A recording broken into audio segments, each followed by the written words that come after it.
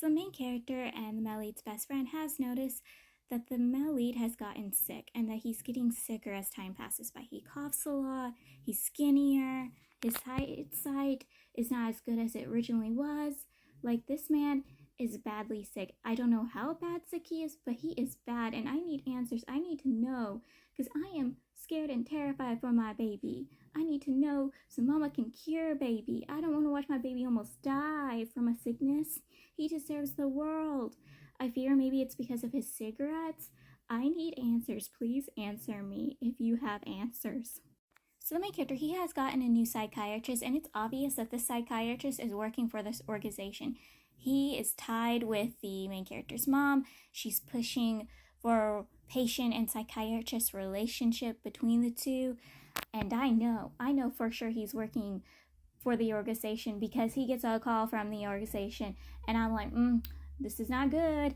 This is not safe. I am worried. So the main character's mom gets him a role and as a crew member on a production. He arrives to the production where he sees the male lead and the best friend working with each other as consultants on the production. He is not pleased to see this, especially when he's been trying to get hold of the male lead this entire time, and the male lead has not responded to him, been outright ignoring him. So seeing them with each other has displeased him. He is very jealous, very upset.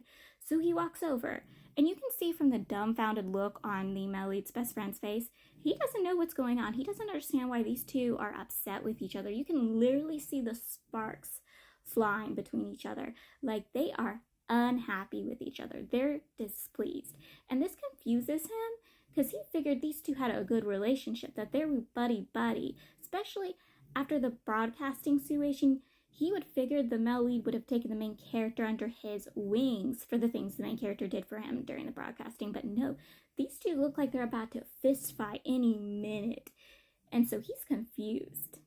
And the main character's already jealous of the bestie, but when he learns about the bestie's family situation, he's more displeased. So this is the moment where he finds out the male lead's bestie is a 3-generation Richie.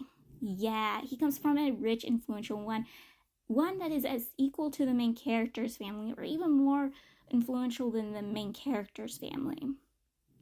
Specifically, the bestie's maternal family. His mama found a man who her family didn't approve of, but still married them. Went, I'm gonna love this man. I don't care what you guys think. I'm gonna be with him.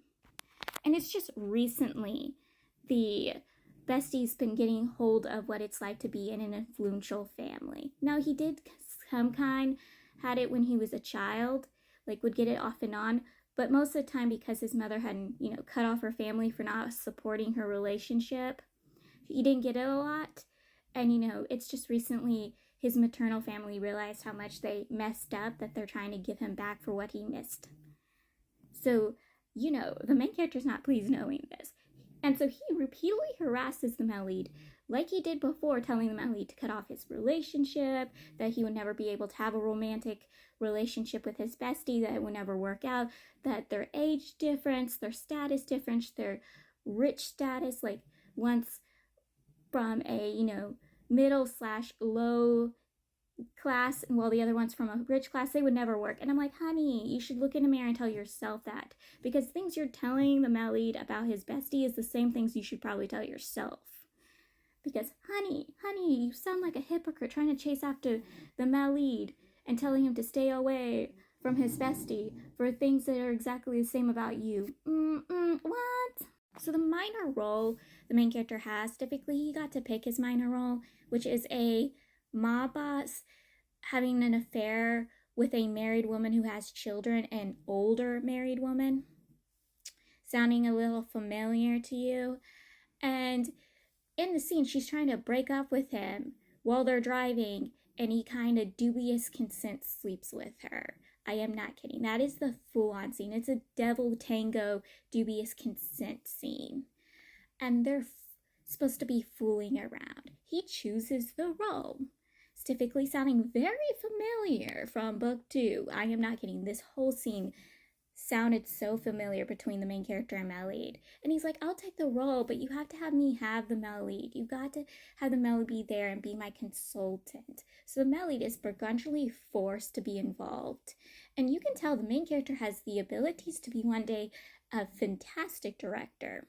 He knows how to work his co-star's emotions, help her through the scene, and he makes the male lead pay attention. Like, he's full on doing this so the male lead will pay attention to him. And when it's obvious the male lead isn't, he forces the male lead. He makes everybody in the crew notice that the male lead isn't paying attention, and so the male lead is forced to pay attention. And then he says a line that he told the male lead before when they were doing the devil's tango. I am not kidding. He is full on trying to use this scene to get the male lead's attention, to be like, pay attention to me. Watch me mess with this woman who's playing the role as a married woman with children. Sounding familiar? Sounding familiar? I'm going to say something I said before to you. I'm going to act the same way I acted with you when we did the Devil's Tango together. Like, man is insane. You can tell how possessive the main character is just reading these parts. Like, man wants the male lead's full on attention on him, and he's not going to let it go. He's not going to let it go. So the main character's cousin appears. He's there to work as a consultant on the production. He's the director at the hospital male lead used to work at, or at least had a high position at the hospital. And when he sees the relationship between the main character and male lead, he is shocked. Now, he doesn't know about that certain relationship, but he can tell that there's a relationship between each other and that they know each other, and he knows about the broadcasting situation. So he has some questions for the main character. Now, the main character doesn't answer his questions, but, he kind of answers the main character's questions.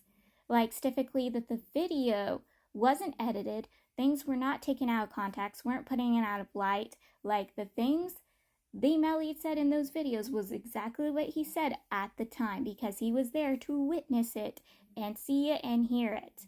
Like, that was not taken out of context.